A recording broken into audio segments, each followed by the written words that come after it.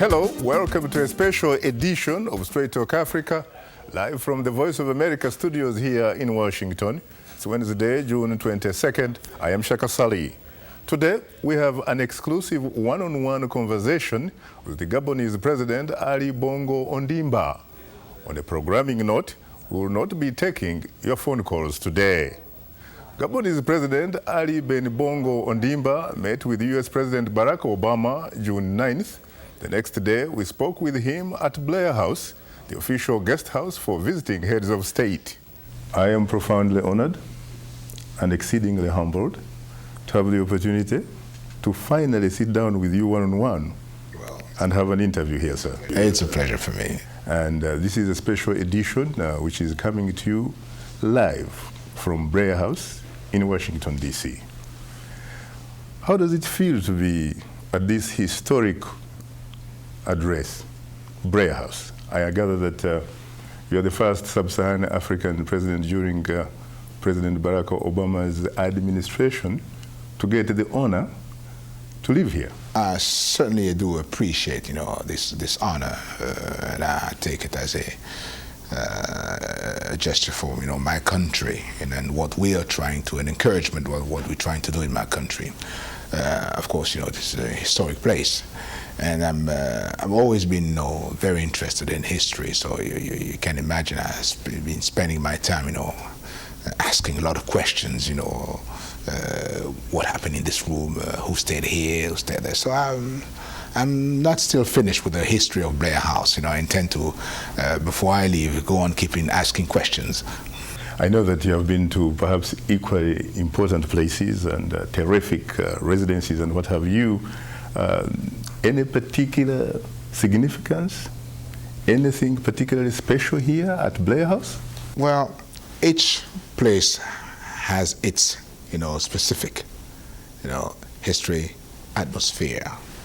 And of course, as you mentioned, I've known, I've been to a lot of places, and sometimes it is true that, palaces tend to, be exactly the same, whether small or big, but the same atmosphere.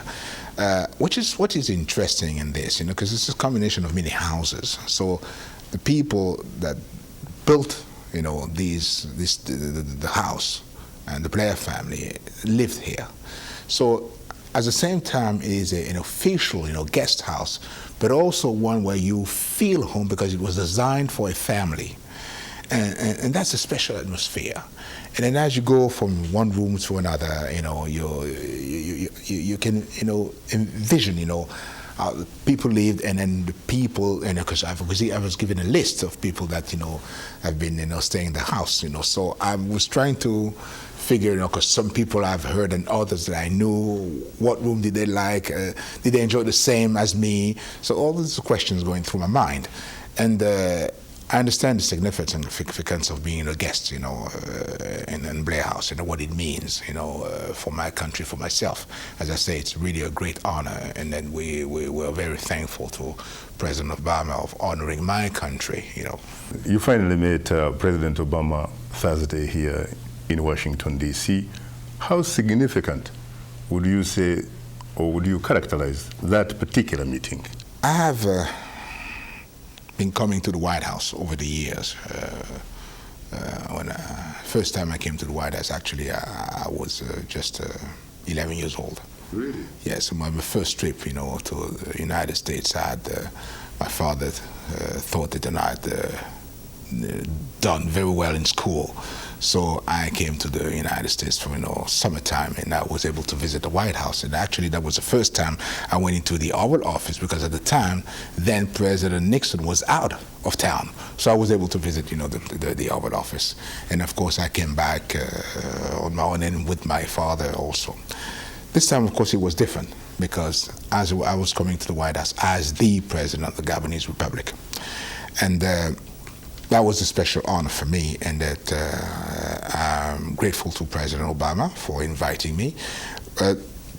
I saw that as a sign of, recognition of all the efforts we have been doing for the past 2 years. We have started, reforming the country in various ways, and we needed that encouragement. It was important to meet someone that said, well, hell, well, this is going to the right direction, and of course we encourage you to do more. So I think that was what myself and my people needed to hear, and coming from an important partner for us, of course, being the United States of America. Some of your critics have criticized you about corruption. Indeed, President Obama yesterday, Thursday, urged you to take bold steps, these are his words, to root out corruption and to reform the judiciary and other key institutions to ensure the protection of human rights. How important is that? Well, we were able to explain to the president what we have already started doing. And then the president encouraged us to go further. And he said to do that, in order to do that, you have to take, bold steps. That's what he was telling me, but as an encouragement, not, reprimand saying that you haven't done that. Mm-hmm. That's not the case. Mm-hmm. We have in Gabon already. And I was talking to him about the difficulties, of being a reformer, or trying to change things and put, things right. And there was telling me that, well, you started, it's good, not enough, but in order for you to succeed, sometimes you have to take, bold step.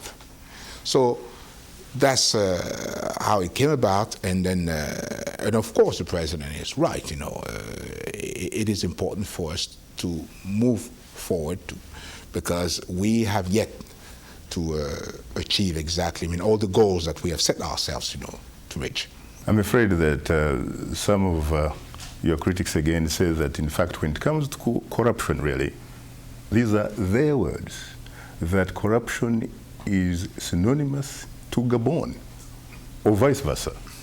But yet here again, President Obama, in fact, welcomed the reforms that your country has undertaken to bring about more transparency.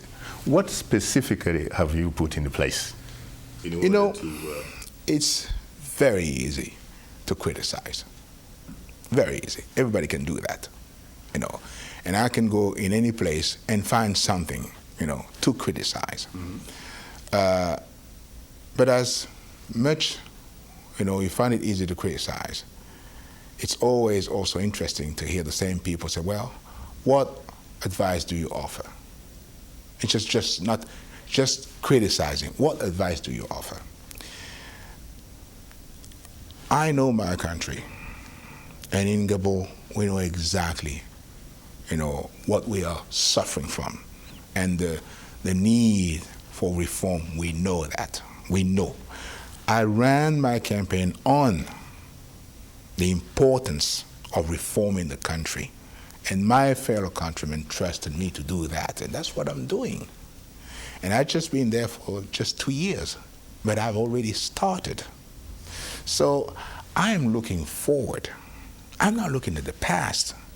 And it seems to me that you have a lot of people out there, mm-hmm. That stayed in the past, that have not moved with us, accompany us, and remain in the past because it's just easy position to be in the past, not really wanting to recognize that something has been done or something has changed.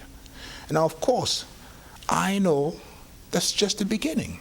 And I need to do more. We need to do more. But we are going to do so, and we're getting there.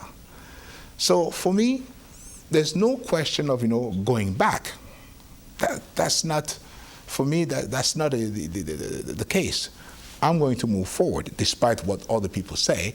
I have the confidence, my people supporting, encouraging me to go on and to move forward. And I'm just going to do that. Give us a sense of some of the specific accomplishments so far during the last 2 years under your presidency. I started reducing the size of the administration, and then to improve spending, because we did not, in the fact, spend well our money. I've improved that, reduced the size of our administration, and already started going after some people, you know. And you go to Gabon and you ask Gabonese, they will tell you themselves. They are my best, advocate to say, well, the president has removed, from his job such and such and such people because they were not performing, they were not doing their job, or they were corrupted. So we already have started doing that.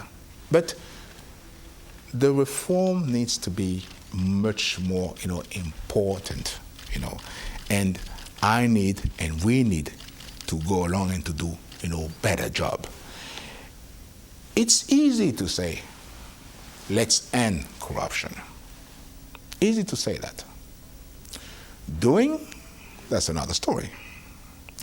And I've been met with resistance, from various parts of the administration, and I'm fighting that. And I'm trying to be cautious, because in that movement, I don't want to be unjust and hit, the wrong people. Mm-hmm. I have to find the real culprit, and I have to go, to the core of the problem, and to really find areas where we need, to clean the house. So it's just not a thing to just rush. When you rush like that, you are not going to get the right people.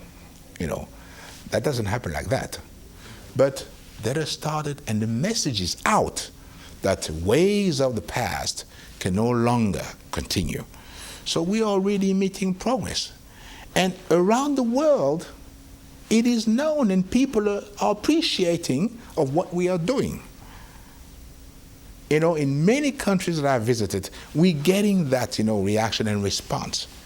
Now, how come, all the rulers of the world, the most important ones and others, are recognizing what I do, and how come others are blind? What about the Gabonese themselves? We're talking about the average Gabonese citizen. Are there any empirical indications suggesting that the average Gabonese is supportive of your efforts so far? Just fly out to Gabon. When do we do it? Anytime you want. Talk to my boss. Anyone you want, you're welcome in Gabon, and you will go and find out for yourself. On the Gabonese street, there is appreciation of what I'm doing. Now, of course, you will find people that are not pleased or satisfied with what I do. That's democracy. Now, do